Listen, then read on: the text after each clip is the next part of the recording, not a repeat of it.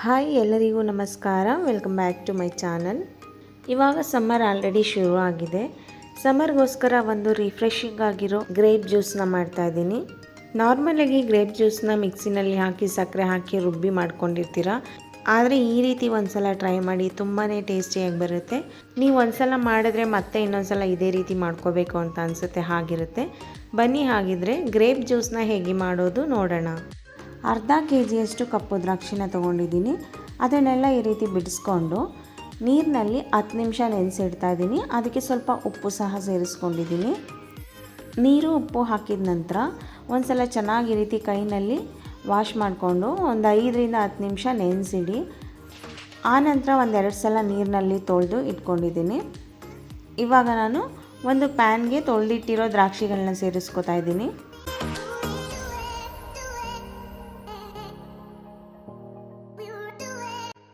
ಇದ್ರ ಜೊತೆಗೆ ಸ್ವಲ್ಪ ನೀರನ್ನು ಸೇರಿಸ್ಕೊಂಡು ಕುದಿಸ್ಕೋಬೇಕು.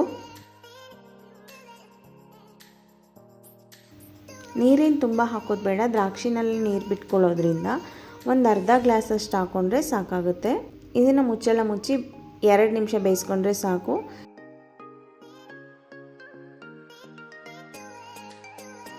ಎರಡು ನಿಮಿಷ ಆದ ನಂತರ ದ್ರಾಕ್ಷಿ ಎಲ್ಲ ಚೆನ್ನಾಗಿ ಕುದೀತಾ ಇದೆ.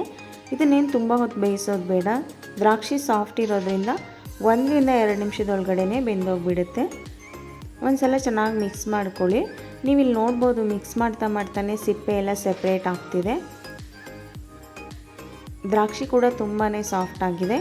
ಇವಾಗ ಇದನ್ನು ಗ್ಯಾಸ್ ಆಫ್ ಮಾಡಿ ಒಂದು ಜಾರ್ಲೆನಲ್ಲಿ ಸೋಸ್ಕೊತಾ ಇದ್ದೀನಿ. ಜಾರ್ಲೆಗೆ ಹಾಕಿದ ನಂತರ ಒಂದು ಸ್ಪೂನ್ ಅಥವಾ ಸ್ಪ್ಯಾಚುಲನ್ನು ತೊಗೊಂಡು ಈ ರೀತಿ ಪ್ರೆಸ್ ಮಾಡಿ ಸ್ಮ್ಯಾಶ್ ಮಾಡ್ಕೋಬೇಕು. ದ್ರಾಕ್ಷಿ ಹಣ್ಣು ಪಲ್ಪು ಮತ್ತು ಜ್ಯೂಸ್ ಎಲ್ಲ ಸೆಪ್ರೇಟ್ ಆಗೋ ತನಕ ಪ್ರೆಸ್ ಮಾಡಿ ತಕ್ಕೋಬೇಕು. ಇವಾಗ ನೀವು ಇಲ್ಲಿ ನೋಡ್ಬೋದು, ದ್ರಾಕ್ಷಿದು ಸಿಪ್ಪೆ ಮತ್ತು ಬೀಜ ಮಾತ್ರ ಉಳಿದಿದೆ.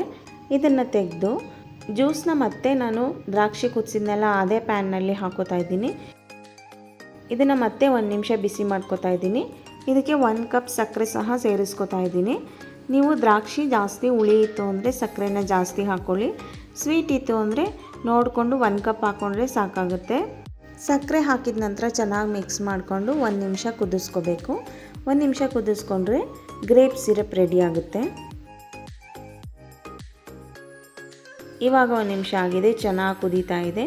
ಗ್ಯಾಸ್ನ ಆಫ್ ಮಾಡಿ ಇದು ಫುಲ್ಲು ತಣ್ಣಗಾಗಲಿಕ್ಕೆ ಬಿಡಬೇಕು. ಒಂದು 20 ನಿಮಿಷ ಆದ ನಂತರ ಗ್ರೇಪ್ ಸಿರಪ್ಪು ಫುಲ್ಲು ತಣ್ಣಗಾಗಿದೆ. ಇದನ್ನು ಇವಾಗ ಮಿಕ್ಸ್ ಮಾಡ್ಕೊಳ್ಳೋಣ. ನಾನಿಲ್ಲಿ 2 ಗ್ಲಾಸ್ನಲ್ಲಿ ಮಿಕ್ಸ್ ಮಾಡ್ಕೋತಾ ಇದ್ದೀನಿ. 200 ml ಇಡ್ಸೋಷ್ಟು ಗ್ಲಾಸ್ನ ತೊಗೊಂಡಿದ್ದೀನಿ. ಅದರಲ್ಲಿ 1/4 ಭಾಗ ಆಗುವಷ್ಟು ಗ್ರೇಪ್ ಸಿರಪ್ನ ಹಾಕ್ಕೋತಾ ಇದ್ದೀನಿ. ನಿಮಗೆ ಸ್ವೀಟ್ ಜಾಸ್ತಿ ಬೇಕು ಅಂದರೆ ಸಿರಪ್ ಸ್ವಲ್ಪ ಜಾಸ್ತಿ ಹಾಕ್ಕೊಳ್ಳಿ. ಸ್ವೀಟ್ ಲೈಟಾಗಿರಲಿ ಅಂದರೆ ಸಿರಪ್ ಕಡಿಮೆ ಹಾಕ್ಕೊಂಡು ನೀರು ಜಾಸ್ತಿ ಹಾಕ್ಕೊಳ್ಳಿ. ಗ್ರೇಪ್ ಸಿರಪ್ ಹಾಕೊಂಡ ನಂತರ ಅದಕ್ಕೆ ನೀರನ್ನ ಮಿಕ್ಸ್ ಮಾಡಿಕೊಂಡು ಐಸ್ ಕ್ಯೂಬ್ಸ್ ಹಾಕೋತಾ ಇದ್ದೀನಿ. ಐಸ್ ಕ್ಯೂಬ್ಸ್ ಆಪ್ಷನಲ್ಲು, ನಿಮ್ಗೆ ಬೇಕು ಅಂದರೆ ಹಾಕ್ಕೊಳ್ಳಿ, ಬೇಡ ಅಂದರೆ ಸ್ಕಿಪ್ ಮಾಡ್ಬೋದು. ಆದರೆ ಗ್ರೇಪ್ ಜ್ಯೂಸು ಕೋಲ್ಡಾಗಿ ಕುಡಿದ್ರೇ ತುಂಬ ಟೇಸ್ಟಿಯಾಗಿರುತ್ತೆ. ಕೊನೆಯಲ್ಲಿ 1 ಸ್ಪೂನ್ ನೆನೆಸಿಟ್ಟಿರೋ ಚಿಯಾ ಸೀಡ್ಸ್ನ ಹಾಕಿ ಮಿಕ್ಸ್ ಮಾಡಿ ಕುಡಿಯೋದ್ರಿಂದ ತಂಪು ಸಹ ಆಗುತ್ತೆ, ಕುಡಿಯೋಕ್ಕೂ ತುಂಬ ಚೆನ್ನಾಗಿರುತ್ತೆ. ನಿಮಗೆಲ್ಲ ಈ ರೆಸಿಪಿ ಇಷ್ಟ ಆಗಿದ್ದರೆ ಪ್ಲೀಸ್ 1 ಲೈಕ್ ಕೊಡಿ. ಹಾಗೆ ನೀವು ಮನೆಯಲ್ಲಿ ಒಂದು ಸಲ ಟ್ರೈ ಮಾಡಿ ಹೇಗಿತ್ತು ಅಂತ ಕಮೆಂಟ್ ಮಾಡಿ ಹೇಳಿ. ನೀವಿನ್ನೂ ನಮ್ಮ ಚಾನಲ್ಗೆ ಸಬ್ಸ್ಕ್ರೈಬ್ ಆಗಿಲ್ಲ ಅಂದರೆ ದಯವಿಟ್ಟು ಸಬ್ಸ್ಕ್ರೈಬ್ ಮಾಡ್ಕೊಳ್ಳಿ. ನಮ್ಮ ಚಾನಲ್ಗೆ ಸಪೋರ್ಟ್ ಮಾಡಿ. Thank you.